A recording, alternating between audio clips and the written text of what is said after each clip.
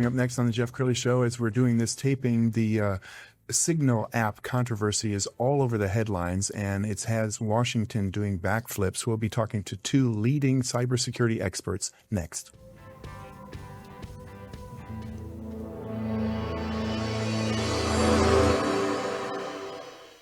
Many are predicting that the worst is yet to come, which is unfortunate, said one person here.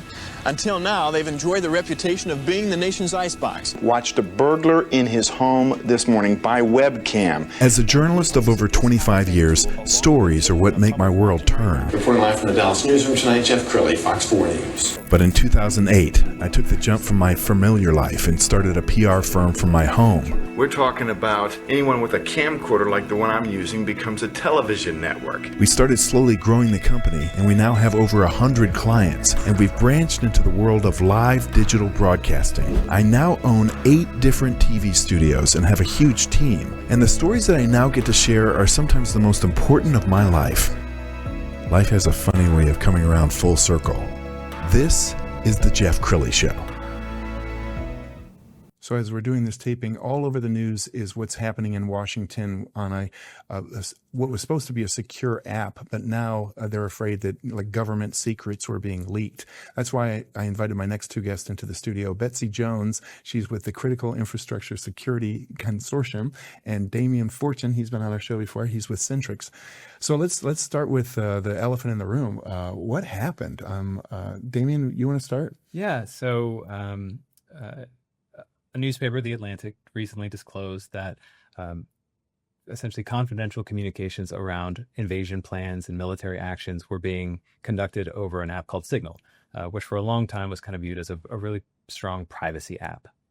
But it turns out not secure enough and not private enough for military applications, confidential information applications. And I read something in the news where going back as far as 2023, there were actually memos in Washington saying, hey, beware of this app. So they're in a lot of hot water. Betsy, let's bring you in on this. What are your observations about what's happening in Washington, and what does that mean for your consortium? Sure. So our consortium represents the electric, gas, oil, water, and transportation sectors. So when you think about the information that is flowing between not only our companies, but then also our vendors. So think about an engineering firm, think about a construction company, also think about the communications that are running internally to those companies, especially up to their C-suites and the board of directors. That's incredibly sensitive information. You think about the power lines that are literally keeping the backbone of the U.S. up and running. Watching where and how that information is flowing is incredibly important to us. So knowing that we had this commercially available option with Signal go down is really making us pause in terms of how we're communicating, the systems that we're using to communicate with, et cetera. Sure. And you both specialize in utilities. So we've got some video from our library. And I've always thought you don't have to fly planes into buildings anymore to bring America to its knees. All you have to do is hack into a water system or a utility and cause a nationwide panic. So Damian, how does your solution protect your customers? Sure. So nearly all cyber breaches start through the communications channel. Normally it's someone clicking on a link that they weren't supposed to, or opening a file that was sent to them by some bad actor pretending to be someone that they're not. So we really focus on empowering administrators to control the data.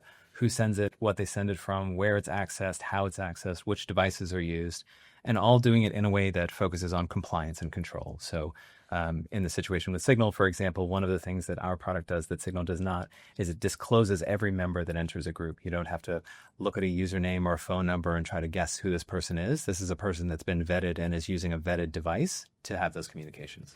And Betsy, you met Damian because you were searching for a problem and a solution. Tell us that story. Sure. So again, when you think about the communications that are running not only between my members, but then the members and their suppliers, the members and their C-suites, et cetera, we needed to ensure that we understood who exactly is having access to this information. So one of the key features we were looking for was exactly what Damian just talked about, is what is the device that's coming online and who owns that device. The other part that we really was important to us is we're a quickly growing organization. We needed to be able to onboard folks in a quick clip. And then we also as people change jobs, not only within the utilities and the oil companies, but then again, also with the suppliers, how to easily offboard. So it was not only the onboarding process, but then also the offboarding process that was just as important to us. And you looked high and low, and Damien was the answer.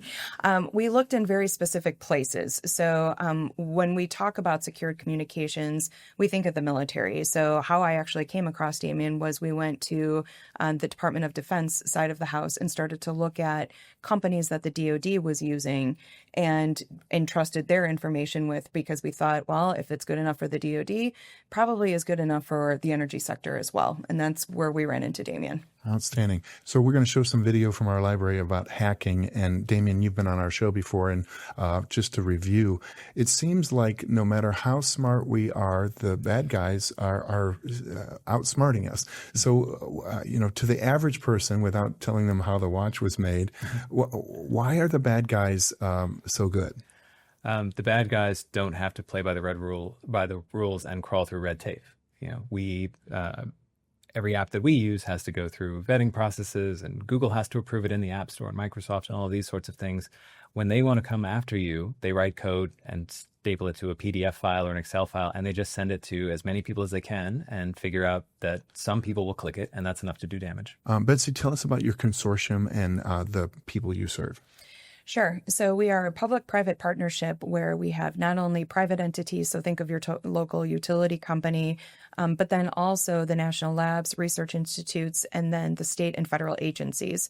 So we're truly a place and a space where all of those cyber leaders can come together and start to ideate and then also understand ubiquitous problems. And that's what we really specialize in, is what is the problem that's facing all of us, that if we put our communal brain power together, we can actually move.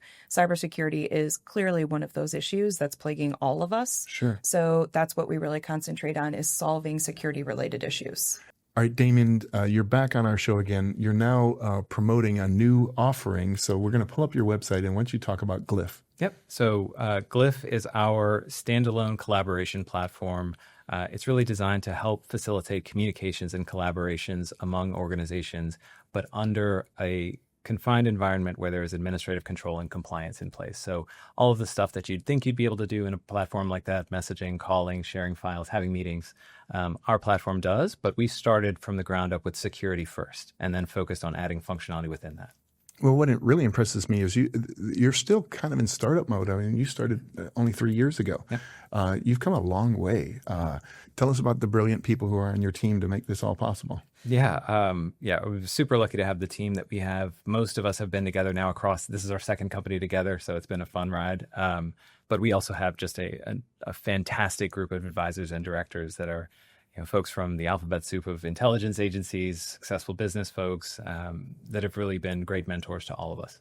And I have to imagine that you're something of a disruptor, because there's been a lot of smart people with a lot of great companies that haven't figured out your technology.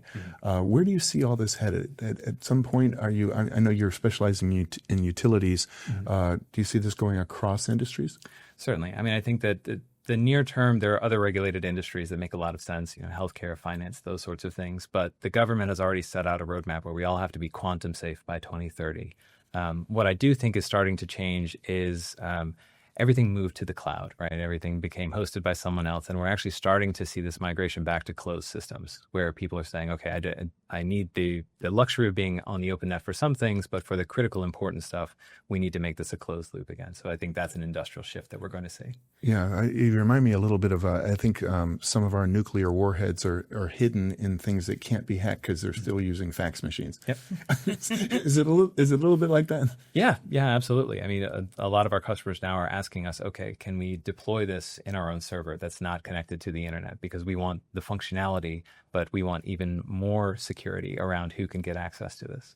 All right, Betsy, look into your crystal ball and talk about the next few years, because the good guys and the bad guys are in a dogfight. Are the good guys going to win? Good guys are always going to win. So I think what we really need to pay attention to is artificial intelligence. as the big buzzword, but it all goes back to the basics. It's information security and information protection. So where are you sending what information and who are you sending it to? And you need to be very clear on how that message is being transmitted and how it's being protected. Is this something that would protect people against ransomware and that kind of stuff? Because like hospital systems are getting hacked every day and being held hostage. Yep. Yeah, so that's the idea, right? The comm channel is almost always the channel through which this software gets its start somewhere. There are some breaches that still happen through folks kind of getting in through your servers and things like that, but nearly every time it's someone clicking a link or opening some file. Okay. We're in the last 2 minutes of the show, so I want you both to give kind of final thoughts on action steps. What does the audience need to know about this? Betsy, we'll start with you. So I think, and I would direct this really towards the manufacturing and the startup community, that as you're starting businesses, it's really important to understand from your client's perspective how they want to interact with you. And so they're going to want their messages protected. They're going to want their information protected. And how do you show up at the table ready to be able to demonstrate exactly how you're going to do that? Awesome. And we'll give you the final word. Yeah.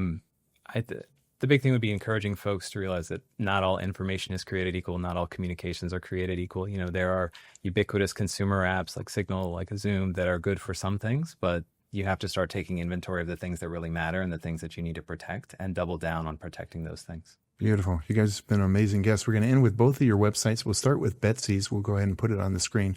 Betsy, give us the domain. It is uscisc.com. Outstanding. And Damien, we're going to put yours up and give us your domain again. We are Centrix.com. Centrix.com. Thank you both for coming on the show. You guys have been amazing guests, and thanks for everything you're doing to keep us all safe. Thank you. Thanks, Jeff. That's it for now. We'll see you next time. Thanks.